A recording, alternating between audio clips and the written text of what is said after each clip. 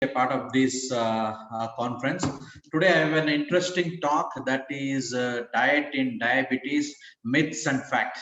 It's a very big subject actually because in our country, there are so many people giving their own opinion. Of late, in the past 1.5 years, I'm sure all of you have come to notice that's because of this ongoing corona pandemic, many of the people have become a doctor on their own. We take 15 years to become a qualified doctor with specialty, and now you are seeing all of a sudden, within 1.5 years, many have become super specialist in the treatment, in the medical management. So there is so many myths going on. So many Baba has come into the picture. So many Swamijis have come, so many self-esteemed Babas have come. So with all these things, as a doctor with so much of academic interest and being participating in so much of conference, all of us are facing a tough time to handle this. So to come out of this talk is a very interesting one actually. There are so many myths in our country as well as across the globe. What I have done is it's a general myths, what is going on in common, in whether it may be in India, US, UK, what are the commonest myths, what does the ADA says, or what are the various other associations says. That is the few things I am going to talk in next 15 to 18 minutes. So diet in diabetes, the myths and facts. The facts are just ahead. This is my brief in the CV. First of all, greetings to all of you from Bangalore. So you all know that diabetes is a complex chronic illness requiring continuous medical care with the multifactorial risk reduction strategies beyond glycemic control. Ongoing patient self-management education and support are critical to preventing acute complication and reducing the risk of long-term complications. Significant evidence exists that supports a range of interventions to improve diabetes outcome. So this is our traditional diets, whether we in Bangalore or whether it is in Jharkhand or Dhanbad or Delhi, Bombay, you can see the traditional diets goes on in this way with a lot of carbohydrates. So this may be we might be eating different kinds of food, but ultimately the carbohydrate is more. Next comes the protein and next the fat. So traditionally, when compared to the Caucasian, we are less protein eater. So on an average, you can say we are around 55 to 60% of carbohydrate we take in our diet, with 25 to 30% of fat and 10 to 35% of protein.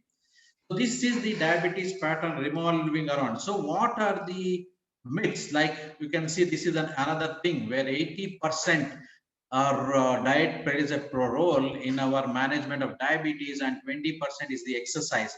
I'm sure how Dr. MK, after listening to Dr. MK Singh's excellent talk on exercise, this becomes an important role where both diet and exercise plays an important role in managing diabetes. So what are the myths and facts? So for going to the first one, eating too much sugar causes diabetes. This is the commonest question asked among all the patients, and sometimes many of the general practitioners also have these questions whether the eating sugar too much causes diabetes. So on the right hand side, you can see the fact it is no, it doesn't. So if you take the type 1 diabetes, we all know it is caused by a genetic and an unknown factors that triggers the onset of disease. Type 2 diabetes, we all know it's a genetic and lifestyle factors. Being overweight does increase the risk of type 2 diabetes, and a diet high in calories, whether from sugar or from fat, can contribute to weight gain. If there is a history of diabetes in family, eating a healthy meal plan and regular exercise are recommended to manage your weight. So eating too much of sugar or anything, there is no scientific data to say that it causes diabetes. So next one is, people with diabetes must follow a special diabetes diet. So this is always the question asked by the people, and this is where as a doctor sometimes get confused to explain to the patient. So what is the fact is there is no such thing as the standard diabetic diet. I always say there is nothing like a diabetes diet. It's an individualized diet. So because we in Bangalore, we come across people from across India as well as the other countries as well, where the eating pattern is so much different. So we have to assess what is the status and what he is taking and what sort of food he is taking. According to we need to individualize the diet. So some people with diabetes definitely count the carbs, others usually they don't do. So if you are an overweight person, one of the goal should be to slim down. That is the most important thing. And there are so many ways to do that by proper exercise and proper dieting. So many diets there, you can see many popular diet across the state. It is there. It will be name of a few people to say, so this diet is there, that diet is there, and so many diet is there. But ultimately, what I feel is, as a doctor in your practicing area, if you have a dietitian in your center, make a plan and advise the proper diet to the patients. Next one is diabetes friendly and sugar free foods are good. This is the commonly asked question. So it says that box of sugar free cereal might not be any better than a regular cereal on the shelf next to it, though the so-called diabetic version probably costs more. So sugar-free foods often contain plenty of calories and even carbs. So always checking the nutritional labels also closely is very, very important. There might be certain ingredients in sweeteners like sorbitol, mannitol, and xylitol, which will cause severe gastritis and upset the stomach. The next one is the people with the diabetes can't eat any sweets. This is an interesting myth actually. So definitely it should be yes, because you can't order a dessert, isn't it? With full of sweets as we used to eat in our conferences, like where we talk inside and talk about diabetes, but when you come into the lunch area or the faculty area or the delegate area dining, you can see all sort of rich food we all used to consume. So that is where this virtual conferences is helping out. So all of us are sitting home eating an healthy diet, but still we are into academics and listening to the wonderful talks going on. So it's not wise to end every meal with a chocolate cake or indulge in an ice cream, but it's perfectly fine to have a small serving of sweet food in an otherwise healthy eating plan if you consider the calories and carbs you ate that day. Example, for a person, if the patient has done a full fast, a very good dieting since morning with less of carb diets, at that time you can be lenient enough to give a small portion of less calories sweet to him. So satisfying their sweet tooth with a fruit daily is an alternative one, but it is okay to splurge a little once a week if you get back right on the track. This is always a discussion to be done. There are certain fruits which can be recommended to our patient where it parts as a part of the sweet. So next is people with diabetes can't eat sweets, desserts, or chocolate. The same question you can the modified version of this myth. So you can develop many strategies for including desserts in the diet, like using artificial sweeteners, which are recommended in certain conditions by ADA as a dessert. Cut back on the amount of dessert. Instead of taking 2 scoops of ice cream, you can have one. Make desserts more nutritious. Use whole grains, fresh fruit, and vegetable oil while preparing desserts. Expand your desserts horizon. Instead of ice cream, pie, or cake, try fruit, a whole wheat oatmeal, raisin, cookie, or yogurt. So this can be an alternative to these sweets.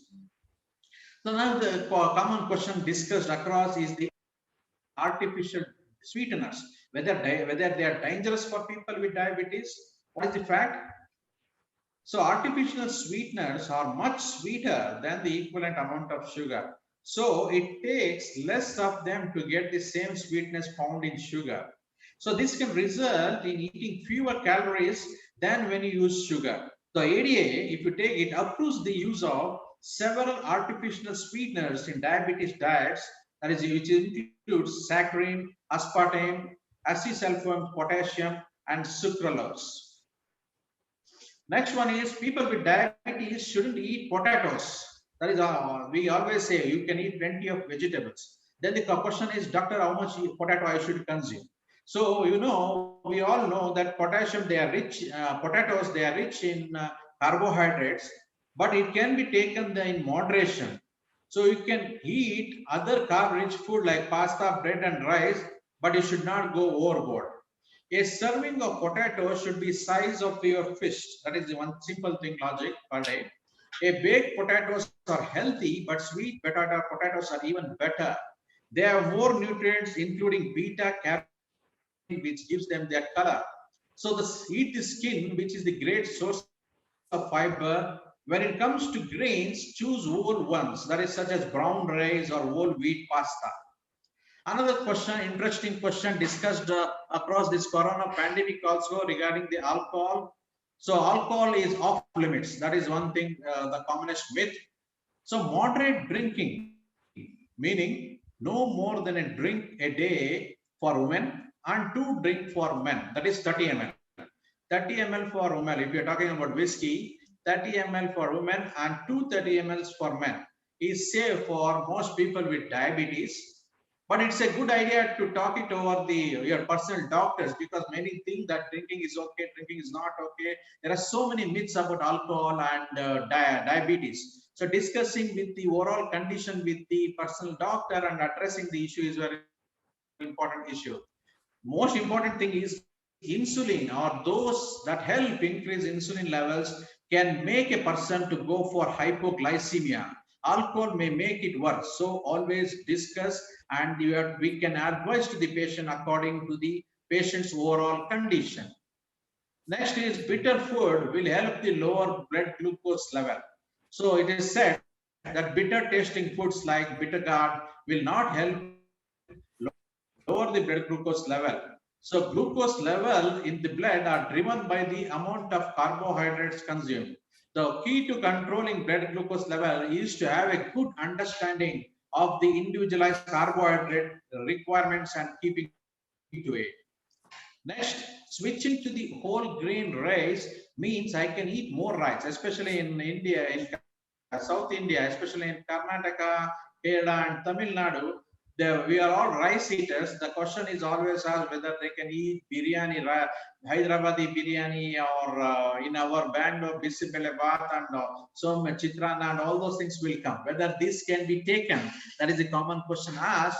The carbohydrate content of the whole grain rice is similar to the regular rice. So the whole grain rice provides more fiber, so making it a better choice for diabetes. Next question comes is, while if the patient is taking medication, you can eat whatever you want. They say, some patient comes and asks, doctor, I eat two jamuns or two sweets, and I'll inject the insulin 4 units extra. That will take care of this. But they don't understand the postprandial spikes, which can damage their body or they damage their organ. So what is this? The fact is, taking diabetic medication doesn't give anybody free rein to eat what they want as often as you want. So you need to take the medication as prescribed and follow a healthy diet to keep the diabetes under control. So a diabetes eating plan is like other healthy eating plans in that some foods support your goals while the others may sabotage them. So regularly eating unhealthy foods or oversized portion may prevent medication from doing its job. Another question, another myth: fat does not cause any problem, so I can ignore the fat content in my meals.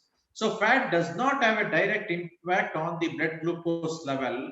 However, we should all remember what is the fact is, a large amount of fat in a meal can delay stomach emptying and slow the digestion of carbohydrate, keeping the blood glucose longer, making it difficult to keep the blood glucose level within the desirable range. Though fat provides nearly twice as many calories than carbohydrates and proteins. So this is not helpful for individual hoping to shed some weight. Consuming too much saturated fat may also lead to undesirable lipid profile, increasing the risk of cardiovascular risk. Losing weight definitely cure my diabetes. That is always asked. It will not cure diabetes. it will help in controlling the sugar levels. So you losing 5 to 10% of the body weight is also helpful. High protein diet is best. Few studies have shown that eating only proteins, especially animal proteins, may cause insulin resistance, a key factor in diabetes. So it is not advisable to eat only protein. It should be a combination in a proposed portions. So people, these fruits we have discussed already. So diet versus exercise, where does the 80-20 rule for weight loss fit in? The food choices are going to determine the numbers on the scale. Here's the thing, most people don't burn 500 calories in a workout, as shown by Dr. N.K. Singh with a very nice presentation with so much of data. Therefore, this equation will never pan out if food choices are ignored. So diabetic can't exercise vigorously due to high chances of hypoglycemia. Is it true?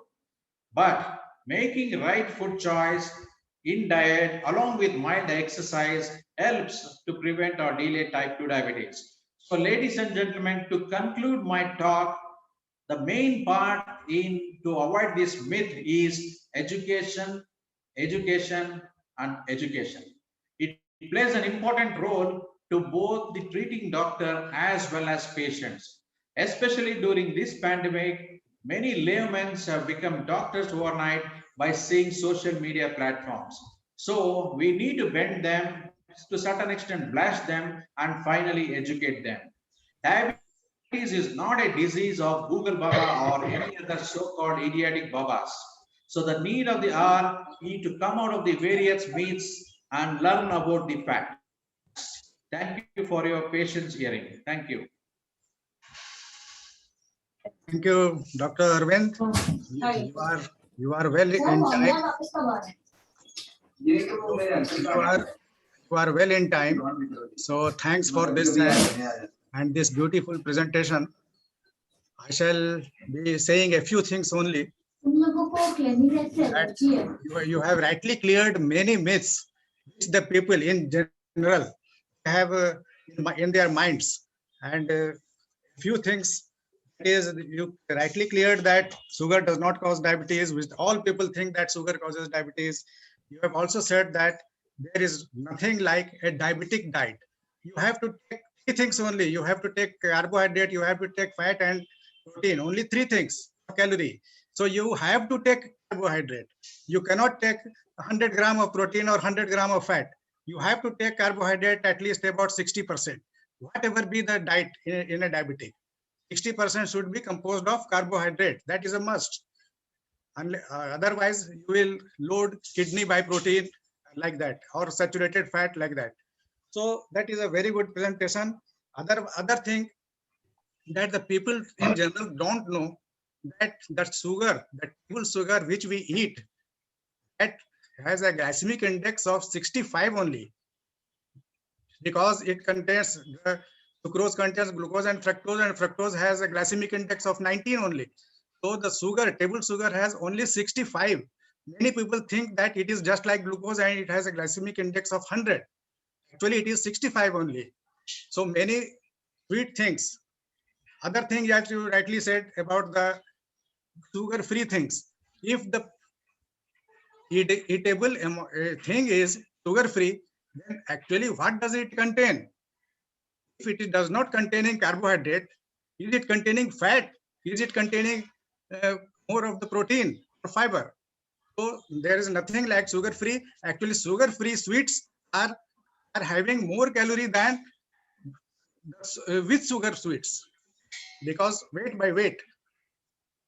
So you have cleared many things, and I think that if there is any question, the audience is. Dr. Sudhir, Dr. Sudhir is asking about the keto diet.